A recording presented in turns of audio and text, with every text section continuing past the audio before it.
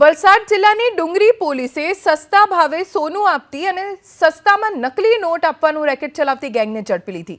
પોલીસે 9 આરોપીઓની ધરપકડ કરી 16 લાખની રોકડ સહિત 23 લાખનો મુદ્દામાલ જપ્ત કર્યો. સુરતના કતારગામના ટેક્સટાઇલ વેપારીની ફરિયાદના આધારે પોલીસે કાર્યવાહી કરી. સુરતના વેપારીને સોશિયલ મીડિયામાં 100 ગ્રામ સોનું 6.50 લાખ રૂપિયામાં આપવાની પોસ્ટ જોઈ લાલચમાં આવી વેપારીએ સંપર્ક કર્યો. વલસાડ નજીક બોલાવ્યા. આરોપીઓ નંબર વગરની કાર લઈને આવ્યા અને વેપારીએ 100 ગ્રામના 2 સોનાના બિસ્કિટ લેવાની તૈયારી બતાવી. દરમિયાન ખાખી વર્દીમાં કેટલાક લોકો ત્યાં પહોંચ્યા. ધાક ધમકી આપી વેપારી પાસેથી 9,80,000 રૂપિયા લઈ લીધા. યુક્તિપૂર્વક ઠગ ગેંગને લઈ ફરાર થઈ ગયા. જે અંગે ફરિયાદ બાદ પોલીસે આરોપીઓ પાસેથી 16 લાખ રોકડા અને 1 કરોડની નકલી ડુપ્લિકેટ ચિલ્ડ્રન બેંકની નોટ જપ્ત કરી છે.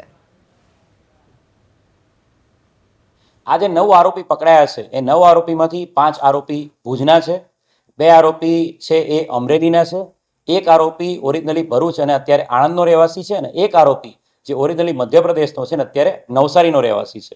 જે આરોપીઓ પકડાયા છે એમાં નઝીર ઉર્ફે ભજીયાવાલા મલિક એ 65 વર્ષનો આરોપી આ માસ્ટર માઇન્ડ છે, જેણે આખા 9 લોકોને ભેગા કર્યા છે.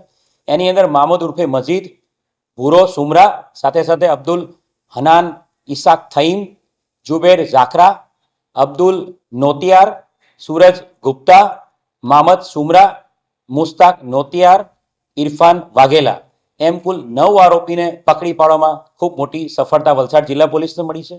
कुल मळीने 23 लाखथी उपरनो मुद्दामाल एमनी पासेथी कब्जे करवामां આવ્યો છે.